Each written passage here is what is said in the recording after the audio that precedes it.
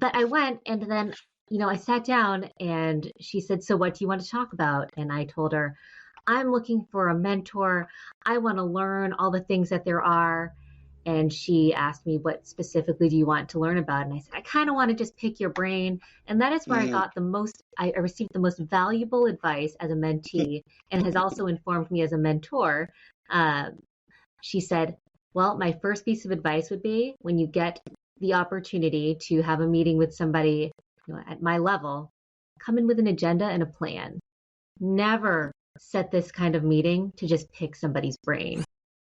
This episode is brought to you by LifeLock. Between two-factor authentication, strong passwords, and a VPN, you try to be in control of how your info is protected. But many other places also have it, and they might not be as careful. That's why LifeLock monitors hundreds of millions of data points a second for threats. If your identity is stolen, they'll fix it, guaranteed, or your money back. Save up to 40% your first year. Visit lifelock.com/podcast for 40% off. Terms apply. Wie wäre es, weniger Zeit mit dem Einkauf zu verbringen und dafür mehr Zeit für deine Lieblingspodcasts zu haben? Mit dem Rewe Abholservice geht das. Bestell deinen Einkauf einfach online und hol ihn bequem und fertig gepackt im Markt ab. Natürlich ohne Mindestbestellwert. So bleibt dir mehr Zeit für die nächste Podcast-Folge oder deine Lieblingstracks. Jetzt ausprobieren. Auf rewe.de/shop oder in der Rewe-App. Dein Rewe Abholservice. Online bestellen, im Markt abholen. Welcome back to another episode of Practitioner's Corner. I am Ryan Leary, and I've got my co-host here, Mr. William Tincup. Today we've got a special guest. I always say that, though, so I'm not sure that means anything. Is it special? It is. I always say my very special guest, but Katie Breault. And I'm saying that right. So for everyone that's listening, they're like, "Why'd you just say bro?" It's Katie Breault. Katie, welcome into the show. I'm having some fun with your name. Why don't we kick off with a little bit of an intro? Just introduce yourself to the audience and let everyone know who you are.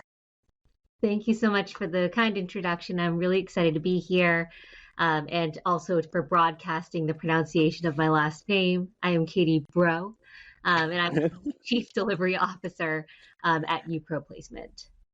Not to be confused with Katie Breault.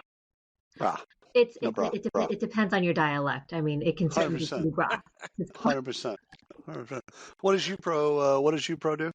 We are a dedicated skills-first placement firm, and we are an aggregator of opportunity connecting nonprofit workforce development training program graduates with our vast network of corporate partners looking to hire really exceptional talent. Wow. So aggregator of opportunity. Yeah, what does that mean? Yeah, that's a great question. So we are we're acting as a connector. We are a staffing firm first and foremost. There are a lot of employers out there who are trying to find the right talent with the support and upskilling that we all know is valuable in helping early career, mid-career talent be successful in their roles. And so we are that connector who are building relationships with nonprofit workforce development graduates and serving them for life, upskilling them throughout their entire careers, and connecting them to opportunities where they can be successful. What schools are the best at nonprofit management? What school? Do you remember? Yeah, colleges, the degrees that people come out with, because it's usually a BA. Sometimes they'll get a master's, etc. But like, where are they coming out? Because it used to be like Indiana was really good at one point, but I've kind of lost track of who's good at nonprofit management, because sometimes it's tethered to a business goal. There are some nonprofit management programs. In a different life, I was exploring those master's degree programs, and there are specialties on those areas. Sure. Yeah, especially if they were joint. Like you could see someone, I think Indiana's why it's sticking with me is you do an MBA and an MNO, Master's Nonprofits, and it was a joint degree for curators, so that people would understand the business side of art, business side of curating art, which I thought was fascinating. Yeah, that is fascinating. I've never heard of a staffing firm that's focused to help the nonprofit sector. We are focused on those graduates. Oftentimes they're coming out of a training program. Right. They might have a very limited amount of work experience.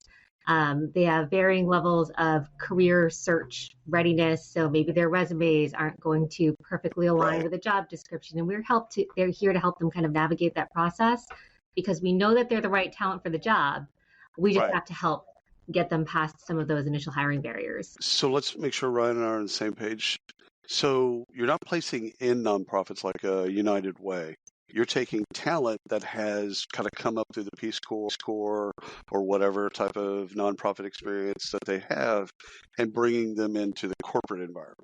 That is correct. So we are a staffing firm exclusively serving talent who have graduated from these training programs. I've seen this with the military. Or people that work with veterans that basically help veterans kind of transition from a military career and translate their entire resume into here's how that kind of works in the corporate environment. Now this makes sense. Okay. Now, your job at YUPRO is, you said it earlier. So I am the Chief Delivery Officer overseeing our sales, recruiting, and client delivery functions. The title. Yeah, it is cool. You. I'm not exactly sure what you do, so we're going to figure this out. Sales, marketing, delivery, the customers. She did just tell me that, didn't she? She did. You were sales, recruiting, and client delivery. This is my ability of active listening. You know what? You're helping me because this is day 2 in this new title, and so what you're back for me. Oh, there you go. I want to be a little bit better about describing this thing. 100%. This is what I heard you say. This is what I actually said. Yeah. Yeah, this is great. Yeah. What did you do? What was the title before? I was the Senior Vice President of Growth and Impact. Now, see, that I would have gotten right away. Yeah. You know what? I'm going to go with the first title. I'll go with that title instead. I'm the Senior Vice President of Growth and Impact. No. Chief Trump's VP. Yes. Sorry. Guys, stick with it. You got to stick with the chief. When you think about the delivery from start to finish of our services, I'm overseeing all of that. Well, and why it makes sense to growth is because you and your team are dealing with customers and they might have other needs. Mm-hmm. So not just the need that you're fulfilling on, the contracts that you're fulfilling on, it's a land and expand. There's other things there. Sometimes when those teams don't talk to each other, sales is over here, delivery is over there, then they don't maximize those opportunities. So it tracks for me. Yeah, 100%. So, Katie, this is one of our more fun shows, the Practitioners Corner, because that's our audience. It's a lot of practitioners, and they love hearing the stories of other practitioners who have gone through a growth process and have gotten to a point where they feel, and I'm assuming you feel, like you've succeeded at some level. And so it's always helpful to share these stories, what you're thinking about, where you've started, some of the challenges and things like that. So that's where we're going to spend most of the time today on that. So where do we want to go? Do we want to go all the way back? How far back do we want to go today? How'd you get roped into this bit? What a great question. So I was at a nonprofit and, really trying to figure out what is it that I want to do with the rest of my career. I was exploring becoming a facilitator of different sorts. I became a certified strengths coach, strengths finder.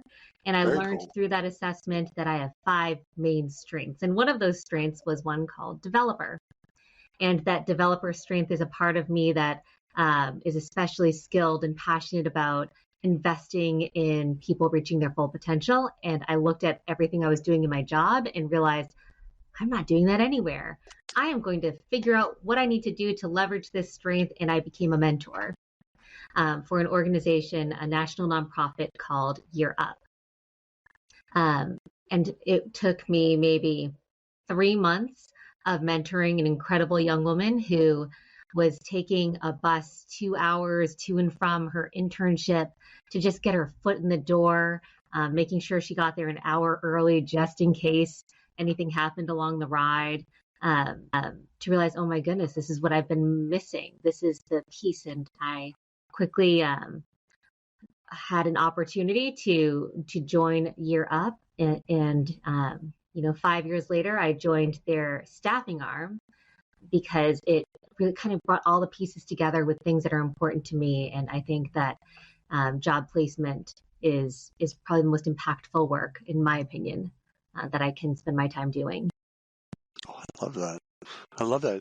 So you worked for the nonprofit for 5 years. What was the role? What did you do there? Sure. I started by overseeing their corporate partnerships in the state of Rhode Island. So it was Year Up Right. Rhode Island, a local site, Right. and also overseeing the interns who were at those corporate partners. So Year Up is a 1-year program. For the first 6 months, they're learning these hard and soft skills to be successful in an internship. For the second 6 months, they're interning at one of our corporate partners and then either converting into a contract or full-time role, or launching their career with another opportunity. And what's typically the skills that they're learning in the pre-part, not just the internship? They got other skills that they're learning, but in the first 6 months. It's an equal emphasis on soft and hard skills. So for hard skills, we're focused on IT, software development, financial services, and financial operations, sales and customer support. And so really bringing some of those fundamental skills to be successful at a work-based learning opportunity. But then the secret sauce is really in the soft skills training. So, really teaching through their curriculum and their coaching and feedback processes why you show up early. Really driving home that early is on time is late. And they don't get fired because they're learning those lessons, but we know how that saying goes. And Right. some of those things that I would used to speak to our interns and say, working in the corporate environment is kind of like going to a different country. There are all of these rules that you might not be familiar with. There are all of these expectations, and we're here to help you learn that before you're in that environment and getting judged for it. Because as a young person, I myself had plenty that I didn't know. I used to show up. I used to think that if I was put on the schedule for my job as a server, that if I couldn't work a shift, I just exit off on the schedule and then I didn't have to work it. Like nobody ever told me any different. My daughter does that, and I want to just wring her neck. Oh my That's God! so I hope great. she listens. Not that she would ever That's so listen to great. this, but I hope she's listening to this. I love that. She I does. absolutely love that. Oh, It's like, well, I exit off. yeah. Right? Done. I mean, In my mind. there are so many assumptions we make that people know in their first job. I mean, I used to marry the ketchup, but what I thought that meant was taking all of the ketchup and evenly dividing all of the ketchup in the jars. So not filling them up, just making sure they were all completely even. Totally Well, makes marriage sense. is 50-50. It all makes sense. That makes sense. That makes sense. That's what I That would have done. tracks. That tracks. Well, now most restaurants don't even give you ketchup. You've got No. to ask for it, and that No. that is a major pain. You're sitting at the table eating. Like, where's the ketchup? Yeah, I gotta wave somebody down. Yeah. Yeah. No. We don't deal with that here in Massachusetts. That must No. be. Oh, we do. No. Do you have plastic bags? It depends on the town, but that is getting phased out. We're starting that now. We don't give plastic bags. Like you go to the local like convenience store. You got yourself a sandwich or 3, some drinks, and you got to carry it out. For those listening, You have to remember to bring your own bag. Y'all need to move. Y'all need to move to Texas. I pull into the driveway to get gas. I want food. I don't want to bring a bag. That's fair. Little canvas bag. I want to see you with a little canvas bag going into a 7-Eleven so you can get your loot. My little canvas tote. Here's things that will not happen in Texas in the next decade. That. Well, I remember back in the day, if you came into a store with a bag, they were just assuming that you were at a shoplift. So right. Either that or you're 100%. some weird environmentalist that cares about things. Now it's like paper straws, and they took away the plastic bags and all. I can't drink paper straw. There's something. my lips stick to it. Yeah. So anytime it's usually California, someone gives me a Yeah. paper straw, I'm like, yeah, dude, you may as well pour it on my head. Yeah.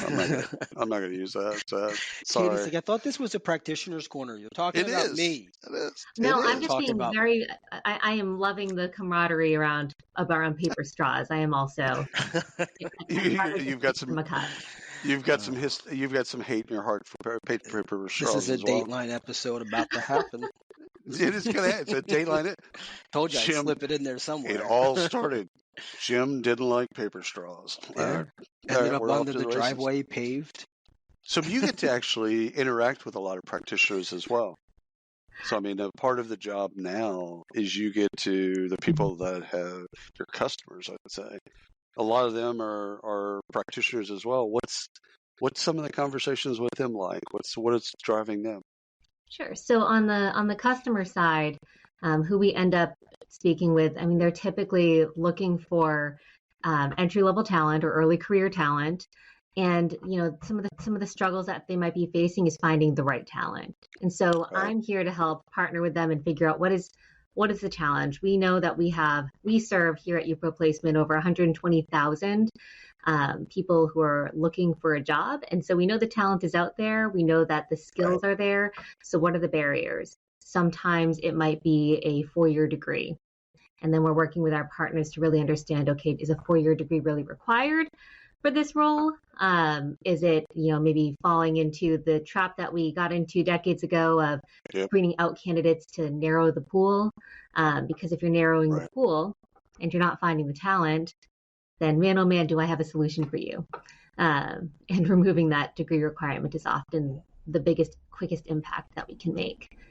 So oftentimes it's about not being able to find the talent. And then also, once they find the talent, how do they get that retention that they're looking for and conversion into a full-time employee? And that's really where we shine in investing back into our talent through our upskilling and our coaching, and connecting them with social care resources, because for us, we are a mission-driven public benefit corporation. So we're measured based on our social metrics.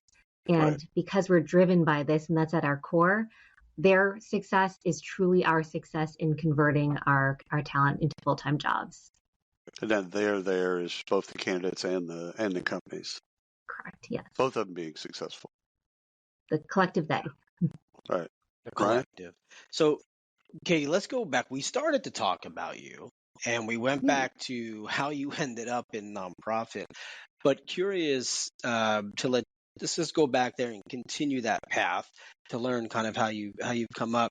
What was the motive? So you said the mentoring was your first kind of touch here, and that was really motivating. What motivated you in that mentorship? What drove you there? Of course. So realizing that there was something missing that I wasn't aware, it was a level of self-awareness that I gained from the training that I took to become a strengths coach that helped me realize there's something that I need to actively be seeking. I'm not just going to my job and putting in X number of hours per week, but really I need to be intentional about what is driving me, because that was one of the biggest guiding questions as a young person that I was never able to answer. I remember being a young person and looking around. Some of my friends wanted to be doctors, and some were super passionate about going into, goodness gracious, I can't even remember what the money. They all had fancy things. Exactly. Yeah. And I never felt that draw. And I always felt like there's something wrong with me. I don't know what the thing is that I want to do. I know the impact that I want to make. So when people would ask, what do you want to be when you grow up? I would say, I want to do something so big and so positive in this world that it gets 2 full pages in a world history book, not U.S. history, world history. That's nice. That's I like that. what I wanted to do. And wherever my skills align and however I can make this positive impact, I don't care. I just want to make an impact. And so, I went to college. I double majored in classics and philosophy, and my parents quickly course corrected me to let me know, no, one of those got to go. You were going to be a doctor, young lady. Dude, I love both those. I love both those. I do too. I traded in classics for government. So Okay. there's still a lot of connections there. But Well, the conflict between philosophy and government is fantastic. I'm pretty proud of my choice. I was a smart kid. But then I graduated college and went into policy. There was the government, like, thank you, parents, for helping me get that first job. I don't know what the classic job I would have gotten would have been, but went into policy. I, had a great opportunity to launch the National Alzheimer's Strategic Plan, and I was doing all this really cool work in DC, but something wasn't clicking, wasn't all that. So I decided, in a really brilliant move, to just ditch, the degree that I had and ditch the opportunity that I had and decide to be a professional chef, which my parents were so thrilled about because I like to cook. So I figured, hey, let's try it. So you went back to school for that? I got into school, and then I had to do an externship and learned very quickly that just because you love something doesn't mean that it's something you should necessarily get paid to do. 100%. And to this day, this is great. You know, I love this, and I want to say why, because so many people are confused. And they think they're lost, right? And it's, and we'll say young people, and that may not be acceptable today, I don't know. But people coming out of college, it's like, I remember being lost myself. Like, I took my last final. Did I graduate? No one said a word. They just said, have a great summer. Like, sure. And that was it. And I left, and I got a letter that said, congratulations. But between the time I left until that, I didn't know. And so I love hearing this story, because I think this benefits a lot of people. Oh, 100%. Yeah. Good. Well, I often hear with the staffing industry, you just kind of fall into staffing. Nobody, grows up thinking I want to be in staffing. But for me, with what I wanted to do and making an impact, and I am going to get those 2 pages, I truly feel like the most impactful work that I can do, and some of the most important work there is to do, is connecting people looking for jobs with a career. It's so important. I experienced in so many ways throughout my life the impact of that choice and that decision and that opportunity or lack thereof. So I'm incredibly passionate about the work I do now. I think I was always meant to be in staffing. This episode is brought to you by Progressive Insurance. Do you ever find yourself playing the budgeting game? Well, with the Name Your Price tool from Progressive, you can find options that fit your budget and potentially lower your bills.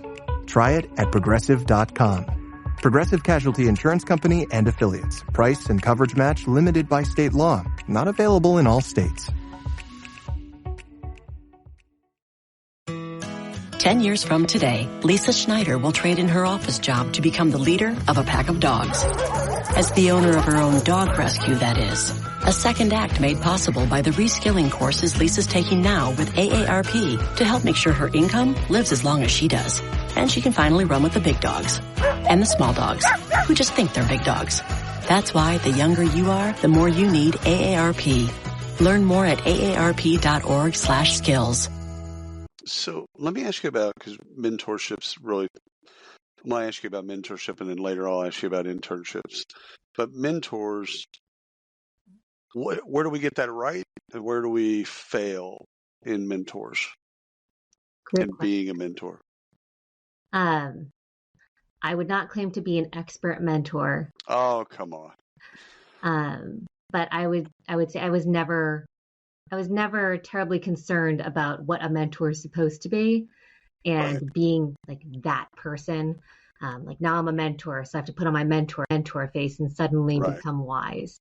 I think that all of us have some wisdom in some area that we can be sharing with others. And so for me personally, I like to think that what went well with my mentoring experience has and continues to be just being a human being and sharing what lessons learned I can, and truly having the perspective of somebody seeking advice from a mentor is, they might be seeking answers, but I found 99% of the time people have the answers already. It's just about helping them think through it and look at all the different perspectives and really empowering those being mentored to make the decisions that are right for them and doing it without judgment.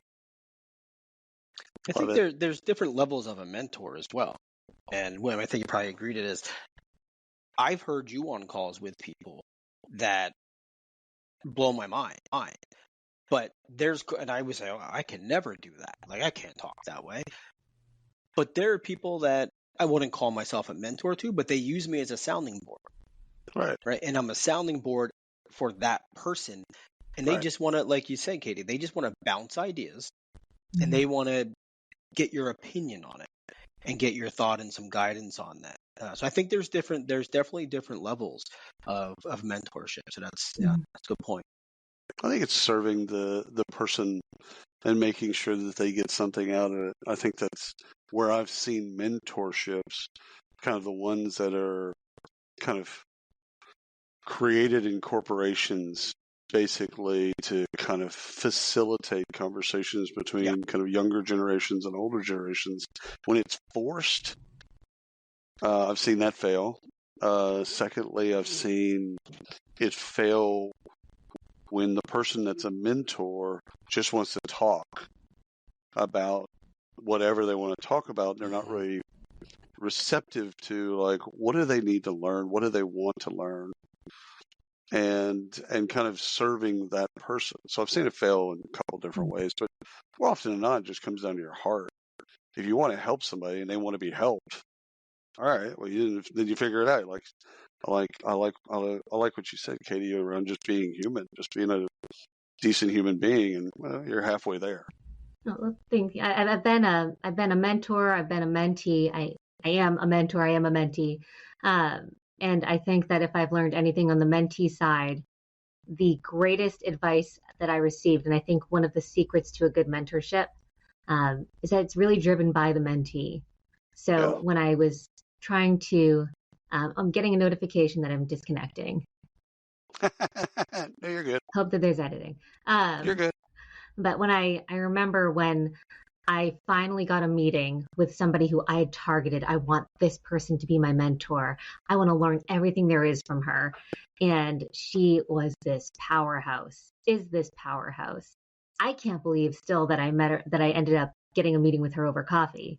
And so I went, I got the meeting, I sat down, I bought her a coffee. You know, I sped because I was also running a little bit late. So thank goodness I made it on time. So lesson number one, don't be late for a really important meeting with somebody you want to mentor you.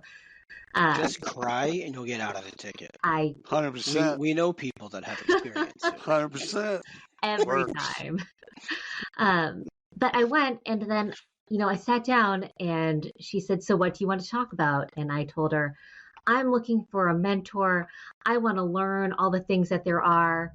And she asked me, what specifically do you want to learn about? And I said, I kind of want to just pick your brain. And that is where I received the most valuable advice as a mentee and has also informed me as a mentor. She said, well, my first piece of advice would be when you get the opportunity to have a meeting with somebody, you know, at my level, come in with an agenda and a plan. Never set this kind of meeting to just pick somebody's brain. Great. Especially 100%. If you don't know what you want to pick my brain about. And I was mortified. No, it's great advice. That's great advice. Never made that mistake again. Well, I mean, it's also, I mean, when I was first out of college, I worked, this guy that had a company next to ours, and he wouldn't take a meeting. Like, he wouldn't put a meeting on his calendar. No agenda. Unless there was agenda. Like, there was an agenda that you had to get back then. You had to, like, print stuff out and give them an agenda or whatever. And it was just a company next to ours. So I'm like, it had nothing to do with me, but every once in a while I'd want to talk to him about some stuff. And so, hey, love to talk to you. Let's set the agenda. Would not put something on his calendar unless there was an agenda. I'm like, it's awfully disciplined. And it's awfully very efficient. Because if someone can't create an agenda, then you're going to wander. And I think Google did this at the beginning, or maybe they had a bit around agendas too, where the meeting couldn't happen if the person that could make the decision wasn't in the meeting, and also if there wasn't an agenda. So, like, I thought it was brilliant. Let me ask you about internships real quick. Yeah. What makes for a great internship? Because you have corporate partners, so you place people in these situations. And what makes for a great experience for all parties, so everybody involved? So when I think about the successful internship partnerships that we have, it's not too different from my answer about mentorship. Right. So an internship is a work-based learning experience. It is not a job. The objective is for somebody to learn on the job and have that experience. And there is no greater time in a person's career than that very first work-based experience, whether it's a job or an internship, to be getting that guidance from somebody. And so whether that's coming from an internal mentor or coming from their manager directly, if somebody is hosting an intern and they don't have the time to invest to coach or don't have time to invest to give feedback. I mean, feedback is at the very least it should be the fundamental decision point of can I host an intern? Do I have time to give them feedback and help course correct? So they're not just making all the catch-up levels the same. So they're filling them up all the way, because otherwise they're not learning on the job. And what is the point? So it's definitely that time. Should a company have, if a company is going to host interns or they want to use interns, should they have a formal program for interns? They have someone running internships. It's not just let's go hire an intern and get cheap labor and have them work and then get mad at them when the work isn't done properly. That is a complicated question because should they have either, I would say it's an either or. I would say that they either should have some sort of formal internship program internally, or organizations like our parent company, YUPRO, they exist to make that easier for companies to host. So they have built into their internship model that feedback mechanism, the support, the coaching. And similarly at YUPRO Placement, if you're looking to launch a skills-based apprenticeship program, if you're looking to launch an early career hiring initiative, we're here to do all of those pieces that you might feel overwhelmed by having to build internally. We're doing that for our partners. So I did 11 internships when I was in college. So I can give you probably some really interesting experiences that I personally had. And I subscribed back then, to an internship should inform you as to if you really love this or if you really hate this. There's no middle ground. And so I would take internships in advertising and PR and different places just to see if I liked it. So again, I would add value wherever I went. Like that was just part of the bid. But I was really trying to figure out, like, can I see myself doing this? Mm-hmm. And I don't know if that's part of your model or not, but for me, it was because you don't know, like Ryan was talking about in college, you don't know what you don't know. You have no idea, and if you don't have a lot of work experience, you really don't know what's out there or available, etc. So I would just throw myself into internships and then go stay there for 90 days or 3 months or whatever, and just to find out, do I even like this? Mm-hmm. Do I even want to do I want to? Now the goal for me in every internship that I got into was to get a job offer. Whether or not I would take the job offer, that in fact in all 11 I didn't take the job, but I always wanted to get a job offer. So to work hard enough and be astute enough to get a job offer, but if it was something that I hated, then I would never take the job no matter what. But I wanted to get that. So the question is with your student population or early stage talent, if they don't know what they like, and if they don't know what they want, how do you put them in that situation to then go join one of your partners and add value? Mm-hmm. But maybe not. Maybe the goal isn't to get an offer at the end of that, because maybe they don't fall in love with it. Mm-hmm. Well, part of our admissions process and part of serving the population that we do, our interns are looking for that job offer and do Right. want to take that job. In the first 6 months of training, Right. in theory, that should kind of be the testing ground, learning those hard skills. To your Got it. point, I mean, if I waited until I loved a job and found my I know. passion, I I know. wouldn't have been employed until my 30s. So, I think I remember this Fair. interview that President Obama did, and one of his pieces of advice was about, focus on doing your job well, Yeah. and then things will come. And so I think for a young person or a person early in their career, especially, not worrying and putting that pressure on themselves to have found the thing, but Right. just focusing on doing a really good job. And it's hard to do when you're early in your career, but trusting, if you keep proving yourself as in doing a good job and focusing on that and not worrying about the next thing, good things come. In addition to advocating for yourself, but focusing Right. really on the job you're in. But I commend you on all 11 internship and offers that you received. Oh yeah. No, it's but that was the game. I exhausted mean, just again, thinking about it. well, I mean, when I say that, sometimes people, I need to actually clarify. That was 3 degrees, so 8 years of education, 3 degrees, and so there was plenty of opportunities to do internships. That is even more exhausting. Nah, it was easy. It was easy. But congratulations. So I do need to ask you, just because I think the audience would be curious, in terms of where do y'all get paid? Where do you make your money in this process? So I'm going to separate our parent company from us because that is a completely different organization. Sure. We are a staffing company. So we are paid the same way that any other staffing company would be paid for a contract direct hire or a skills to staff professional apprenticeship. We're getting paid for our services for like they would be paying any other company. The difference is we're investing that revenue back into our mission and the talent we serve versus operating in that way like any other staffing company. So does the corporate partner pay for the 6 months of training? For our parent company, they do. Got it.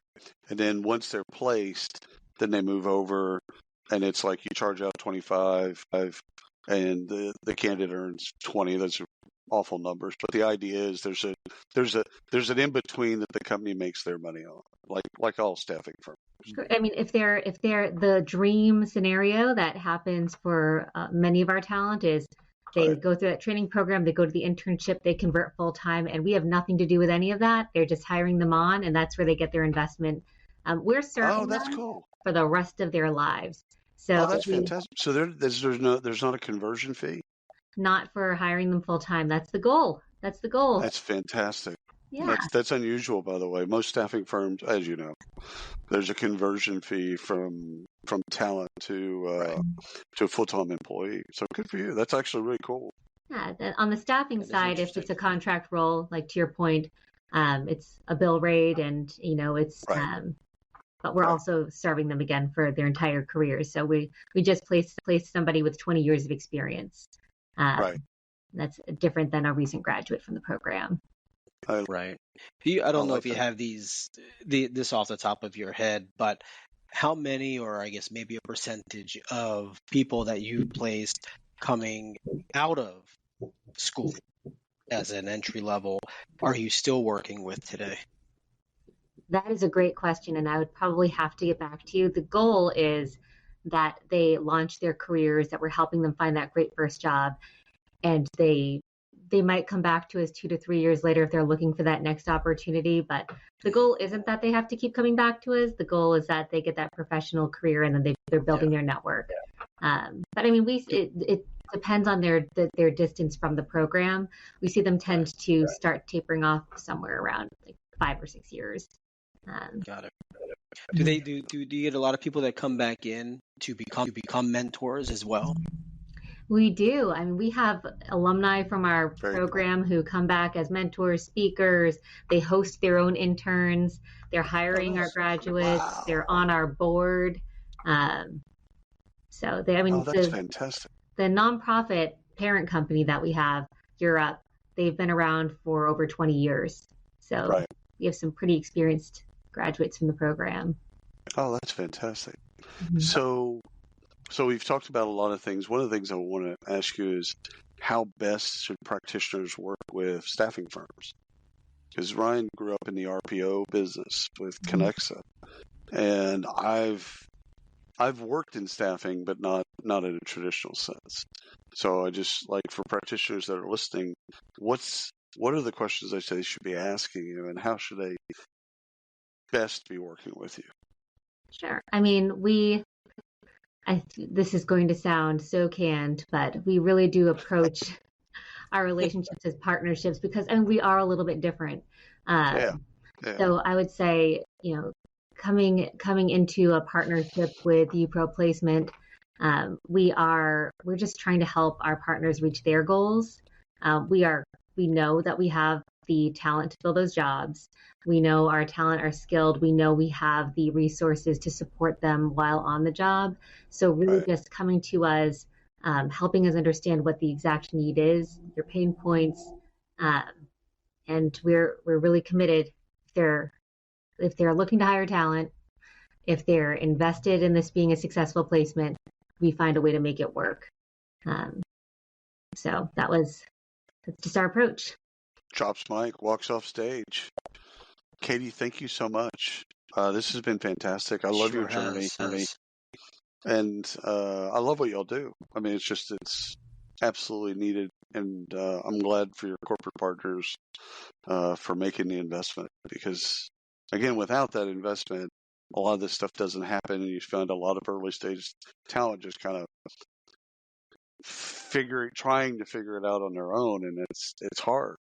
So I like that there's structure to that. So thank you very much for being on the show.